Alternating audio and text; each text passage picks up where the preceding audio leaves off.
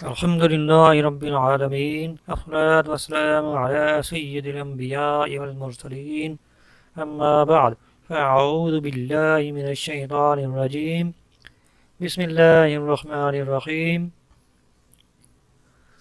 12 ربیع الاول یوم ولادت ہے یا یوم وفات؟ اس کے بارے میں فتویٰ ہے دارالافتاء اہل سنت کی طرف سے. فرماتے ہیں مفتیان کرام، نبی کریم صلی اللہ علیہ وسلم کی تاریخ ولادت میں اقوال مختلف ہیں، لیکن زیادہ مشہور اور اکثر ماخوذ و معتبر یہی ہے کہ آپ صلی اللہ علیہ وسلم کی ولادت 12 ربیع الاول کو ہوئی ہے. امام احمد رضا خان رحمۃ اللہ علیہ فرماتے ہیں اس میں اقوال بہت مختلف ہیں، 2، 8، 10، 12، 17، 18، 22، 7 قول ہیں، مگر اشر و اکثر و ماخوذ معتبر 12ویں ہیں. مکہ معظمہ میں ہمیشہ اسی تاریخ مکان مولد اقدس کی زیارت کرتے ہیں، جیسے کہ مواہب لدنیہ اور مدارج النبوت میں ہے، اور خاص اس مکان جنت نشان میں اسی تاریخ کو میلاد مقدس ہوتی ہے. علامہ قسطلانی فاضل زرقانی فرماتے ہیں مشہور یہ ہے کہ حضور صلی اللہ علیہ وسلم 12 ربیع الاول بروز پیر کو پیدا ہوئے. امام المغازی محمد بن اسحاق وغیرہ کا یہی قول ہے. شرح مواہب میں امام ابن کثیر سے ہے، جمہور کے نزدیک یہی مشہور ہے، اسی میں یہی وہ ہے جس پر عمل ہے. شرح حمزیہ میں ہے یہی مشہور اور اسی پر عمل ہے. اسی طرح حضور صلی اللہ علیہ وسلم کے وصال باکمال کی تاریخ میں بھی اختلاف ہے. مشہور قول یہ ہے کہ آپ صلی اللہ علیہ وسلم کا وصال مبارک 12 ربیع الاول کو ہوا، لیکن تحقیق یہ ہے کہ حقیقتاً بحسب رویت مکہ معظمہ ربیع الاول شریف کی 13ویں تھی، کیونکہ یہ تو بالاجماع ثابت ہے کہ وفات مبارکہ پیر کے دن ہوئی. یہ بھی ثابت ہے کہ 10 ذوالحجہ کو جمعۃ المبارک تھا. اب اگر حساب کیا جائے تو 12 ربیع الاول کسی بھی اعتبار سے پیر کو نہیں بنتی، لیکن مدینہ شریف میں چونکہ رویت نہیں ہوئی تھی لہذا ان کے حساب سے 12ویں تھی، اور اسی کو راویوں نے بیان کیا اور یہی جمہور کے نزدیک مقبول ٹھہری. امام احمد رضا خان رحمۃ اللہ علیہ فرماتے ہیں قول مشہور و معتمد جمہور دوازدہم 12 ربیع الاول شریف ہے. ابن سعد نے طبقات میں بطریق عمر بن علی رضی اللہ عنہ امیر المومنین مولا علی کرم اللہ وجہ الکریم سے روایت کی کہ حضور صلی اللہ علیہ وسلم کی وفات شریف روز دوشنبہ 12ویں تاریخ ربیع الاول شریف کو ہوئی. کامل ابن اسیر جزری میں ہے نبی کریم صلی اللہ علیہ وسلم کا وصال 12 ربیع الاول پیر کے روز ہوا. تحقیق یہ ہے کہ حقیقتاً بحسب رویت مکہ معظمہ ربیع الاول شریف کی 13ویں تھی، مدینہ طیبہ میں رویت نہ ہوئی تھی لہذا ان کے حساب سے 12ویں ٹھہری. وہی روایت اپنے حساب کی بنا پر مشہور روایت کی اور مشہور و مقبول جمہور ہوئی. یہ حاصل تحقیق امام بارزی اور امام عماد الدین بن کثیر اور امام بدر الدین بن جماع وغیرہ اکابر محدثین محققین ہے. تفسیر مقام و توضیح مرام یہ ہے کہ وفات اقدس ماہ ربیع الاول شریف روز دوشنبہ میں واقع ہوئی. اس قدر ثابت و مستحکم و یقینی ہے جس میں اصلاً جائے نزاع نہیں. ادھر یہ بلا شبہ ثابت کہ اس ربیع الاول سے پہلے جو ذی الحجہ تھا اس کی پہلی روز پنج شنبہ تھی کہ حجۃ الوداع شریف بالاجماع روز جمعہ ہے. جب ذی الحجہ 10 ہجری کی 29 روز پنج شنبہ تھی تو ربیع الاول 11 ہجری کی 12 کسی طرح روز دوشنبہ نہیں آتی کہ اگر ذی الحجہ محرم صفر تینوں مہینے 30 کے ہو جائیں تو غرہ ربیع الاول روز چار شنبہ ہوتا ہے، پیر کی چھٹی اور 13ویں، اور اگر تینوں 29 کے لیں تو غرہ روز یک شنبہ پڑتا ہے اور پیر کی دوسری اور 9ویں، اور اگر ان میں کوئی سا ایک ناقص اور باقی 2 کامل لیجئے تو پہلی سہ شنبہ کی ہوتی ہے اور پیر کی 7ویں 14ویں، اور اگر ایک کامل 2 ناقص مانیے تو پہلی پیر کی ہوتی ہے، پھر پیر کی 8ویں 15ویں غرض 12ویں کسی حساب سے نہیں آتی، اور ان 4 کے سوا 5ویں صورت کوئی نہیں. قول جمہور پر یہ اشکال پہلے امام سہیلی کے خیال میں آیا اور اسے لا حل سمجھ کر انہوں نے قول یکم اور امام ابن حجر اسقلانی نے دوم کی طرف عدول فرمایا، مگر امام بدر بن جماع نے قول جمہور کی تعویل کی کہ اسنا عشرت خلط سے 12 دن گزرنا مراد ہے، نہ کہ صرف 12 راتیں، اور پر ظاہر کہ 12 دن گزرنا 13ویں ہی تاریخ پر صادق آئے گا، اور دوشنبہ کی 13ویں بے تکلف صحیح ہے جبکہ پہلے تینوں مہینے کامل ہوں. اور امام بھارتی اور امام ابن کثیر نے یوں توجیہ فرمائی کہ مکہ معظمہ میں ہلال ذی الحجہ کی رویت شام چار شنبہ کو ہوئی، پانچ شنبہ کا غرہ اور جمعہ کا عرفہ، مگر مدینہ طیبہ میں رویت دوسرے دن ہوئی تو ذی الحجہ کی پہلی جمعہ کی ٹھہری اور تیسرے تینوں مہینے ذی الحجہ محرم سفر 30 کے ہوئے تو غرہ ربیع الاول پانچ شنبہ اور 12ویں دوشنبہ آئی۔ جب یہ ثابت ہوگا کہ نبی کریم صلی اللہ علیہ وسلم کی ولادت باسعادت 12 ربیع الاول ہی کو مشہور اور عرب و عجم کے مسلمانوں میں معمول با ہے، تو اس دن خوشی کا اظہار کرنا اور میلاد کی محافل منعقد کرنا نہ صرف جائز بلکہ محبوب و مستحسن ہے۔ اس دن ایک قول کے مطابق نبی کریم صلی اللہ علیہ وسلم کے وصال کا دن ہونے کی وجہ سے بھی ولادت کی خوشی میں کوئی فرق نہیں آئے گا کہ اسلاف اسلام میں سوگ تو مرنے والے کی بیوہ کے لیے 4 ماہ 10 دن اور اس کے علاوہ باقی اعزاء و قربا کے لیے صرف 3 دن تک جائز ہے، اس سے زیادہ جائز نہیں۔ تو صحابہ کرام اور اہل بیت اطہار نبی کریم صلی اللہ علیہ وسلم کے وصال مبارک پر مغموم اور رنجیدہ تھے تو وہ سوگ کی وجہ سے تھے۔ اب اتنا سے گزر جانے کی وجہ سے ہمارے لیے سوگ جائز نہیں، لیکن آپ صلی اللہ علیہ وسلم کی تشریف آوری کی خوشی کے لیے کوئی دن اور مہینہ خاص نہیں اور اس کی کوئی تعجین و تحدید نہیں، لہذا مومنین ہر سال ہر ماہ اور ہر دن آپ کی تشریف آوری والی نعمت کا شکر بجا لانے کے لیے موقع کی مناسبت سے خوشی کا اظہار کرتے رہتے ہیں۔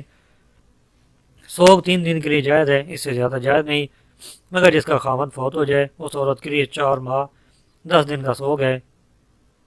چنانچہ حضرت ام عطیہ رضی اللہ عنہ سے روایت ہے، آپ فرماتی ہیں ہمیں 3 دن سے زیادہ سوگ سے منع کیا گیا ہے سوائے اس عورت کے جس کا خاوند فوت ہو جائے۔ بخاری شریف جلد اول۔ اسی طرح حضرت ام حبیبہ رضی اللہ عنہ سے روایت ہے، آپ فرماتی ہیں میں نے رسول اللہ صلی اللہ علیہ وسلم سے یہ فرماتے ہوئے سنا ہے کہ جو عورت اللہ اور قیامت کے دن پر ایمان رکھتی ہو اس کے لیے یہ حلال نہیں کہ میت پر 3 دن سے زیادہ سوگ کرے، مگر جس کا شوہر فوت ہو جائے وہ اس پر 4 ماہ اور 10 دن سوگ کرے۔ میلاد شریف حقیقت میں حضور صلی اللہ علیہ وسلم کی ولادت پاک پر خوشی کا اظہار کرنا اور آپ صلی اللہ علیہ وسلم کی ولادت پاک حمل شریف شیگار شیر خارگی واقعات نور محمدی صلی اللہ علیہ وسلم کی کرامات نسب نامہ پرورش کے دوران کے واقعات حضور صلی اللہ علیہ وسلم کے اوصاف و کمالات وغیرہ محاسن کے بیان کا نام ہے، جو شرعاً جائز و مستحسن ہے اور دنیا آخرت کی ہزارہ نعمتوں و برکتوں کے حصول کا سبب ہے۔ اس کا جواب بکثرت آیات و حدیث حتیٰ کہ خود نبی کریم صلی اللہ علیہ وسلم کے اقوال و افعال صحابہ کرام اور بزرگان دین سے ثابت ہے، اگرچہ جواز کے لیے یہ دلیل بھی کافی ہے کہ اس کی ممانعت شریعت سے ثابت نہیں ہے، اور جس کام سے اللہ اور رسول پاک صلی اللہ علیہ وسلم نے منع نہیں فرمایا وہ کسی کے منع کرنے سے منع نہیں ہو سکتا۔ اس کے علاوہ میلاد کے جواز و استحسان پر دلائل ملاحظہ ہوں۔ ذکر ولادت و تذکر رسول کریم صلی اللہ علیہ وسلم آیت مبارکہ سے دیکھیے،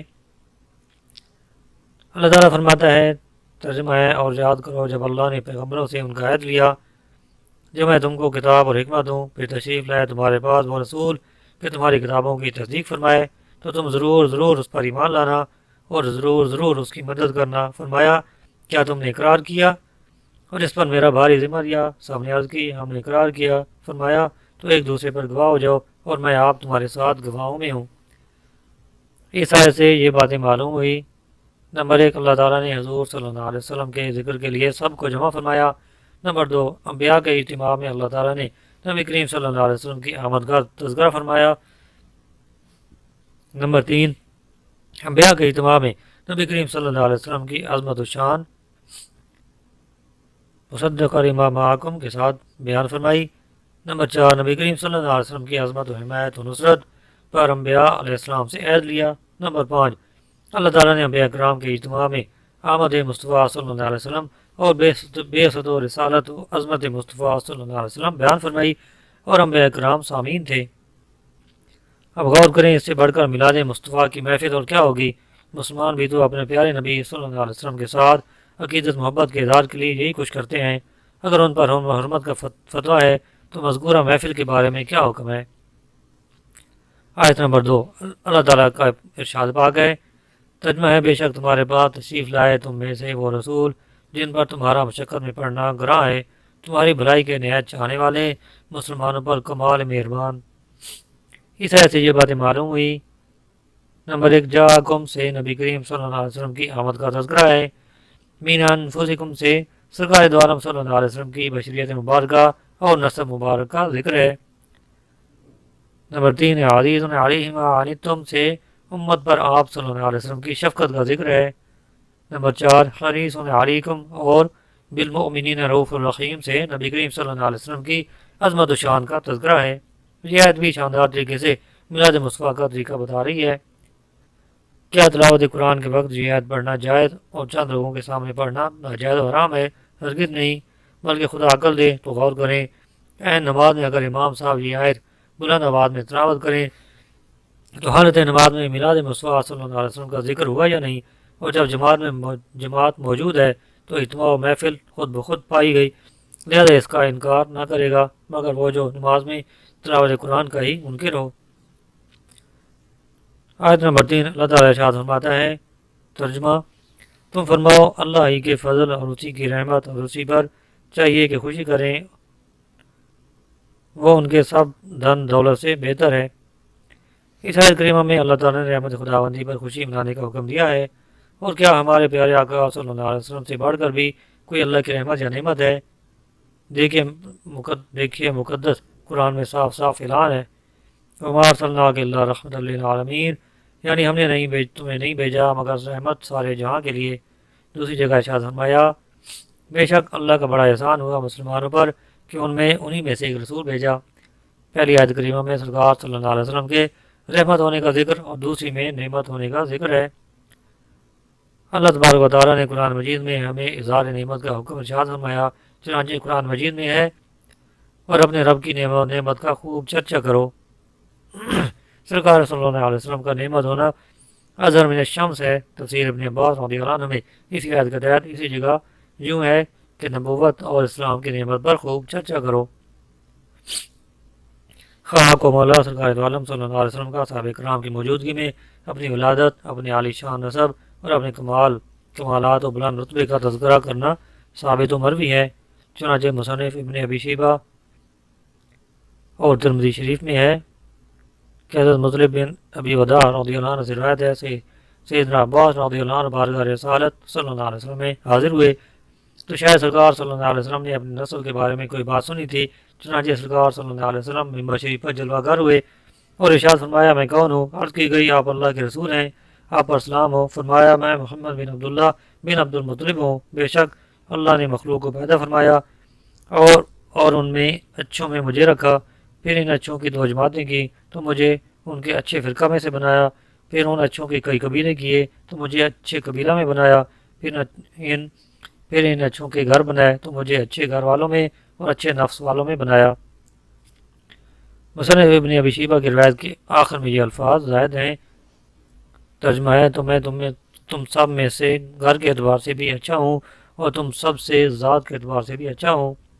اور نبی کریم صلی اللہ علیہ وسلم نے ہر پیر کے دن روزہ رکھ کر بھی اپنا میلاد منایا۔ جب آپ صلی اللہ علیہ وسلم سے اس روزے کے بارے میں پوچھا گیا تو آپ صلی اللہ علیہ وسلم نے فرمایا کہ اس دن میری ولادت ہوئی، لہذا پتہ چلا کہ نبی کریم صلی اللہ علیہ وسلم کی ولادت کی خوشی میں ہر پیر کو روزہ رکھا جائے کہ یہ حضور صلی اللہ علیہ وسلم کی سنت ہے۔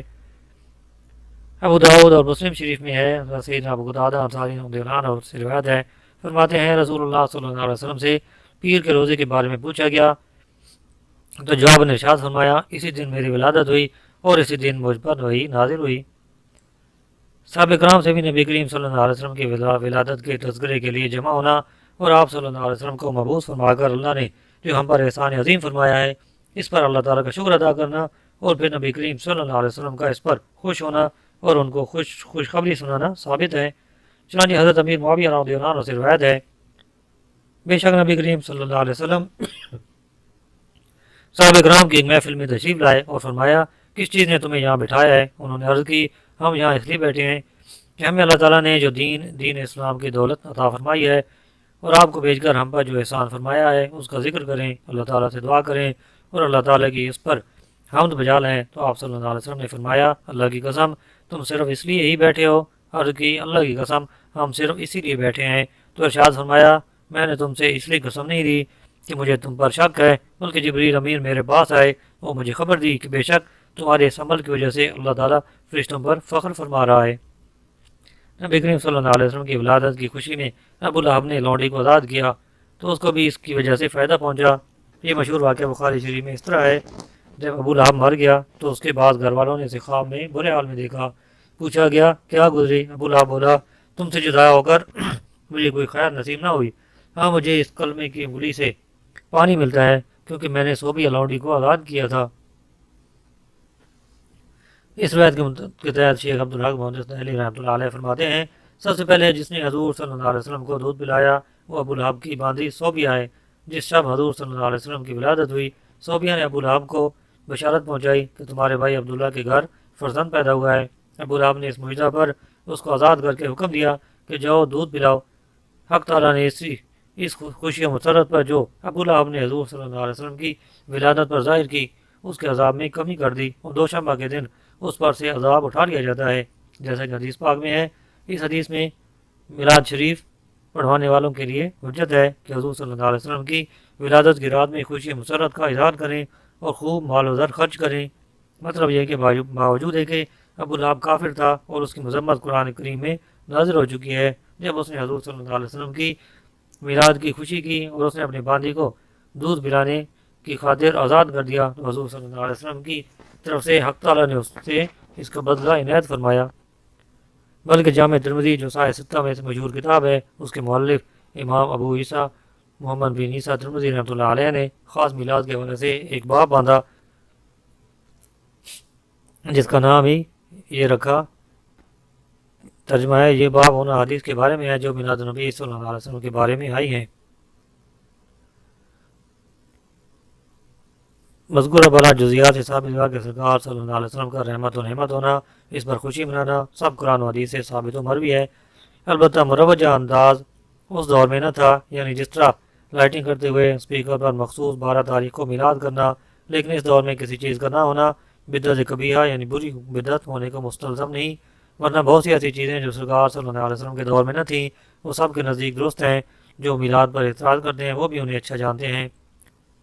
وہ قرآن جو ہمارے لیے مشعل راہ جس کا ماننا ایمان کی شرط ہے، اس پر سرکار صلی اللہ علیہ وسلم کے دور میں نہ تو نقطے تھے، نہ اعراب، نہ ایک جگہ پر جمع، بلکہ متفرق بغیر نقطوں بغیر اعراب کے تھا۔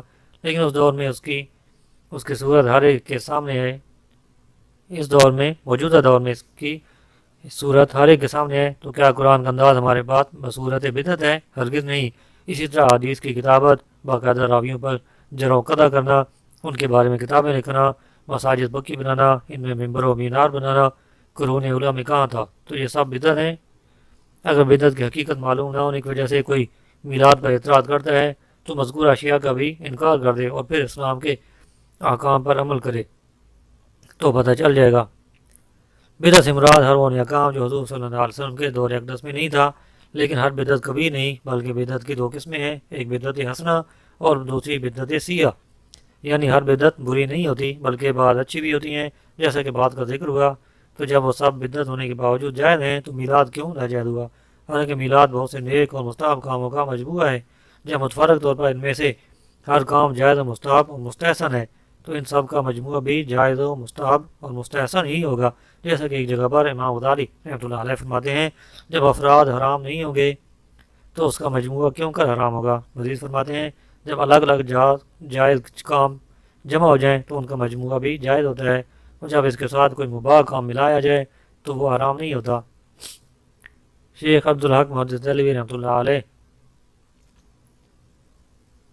اس حدیث کہ کل بدعت ضلالۃ وکل ضلالۃ فی النار کے تحت فرماتے ہیں کہ جو بدعت کے اصول اور قواعد سنت کے موافق اور اس کے مطابق قیاس کی ہوئی ہے، یعنی شریعت و سنت سے نہیں ٹکراتی، اس کو بدعت حسنہ کہتے ہیں، اور جو اس کے خلاف ہے وہ بدعت گمراہی ہے۔ اللہ تعالیٰ ہمیں عمل کرنے کی توفیق عطا فرمائے۔ وما علینا الا البلاغ المبین۔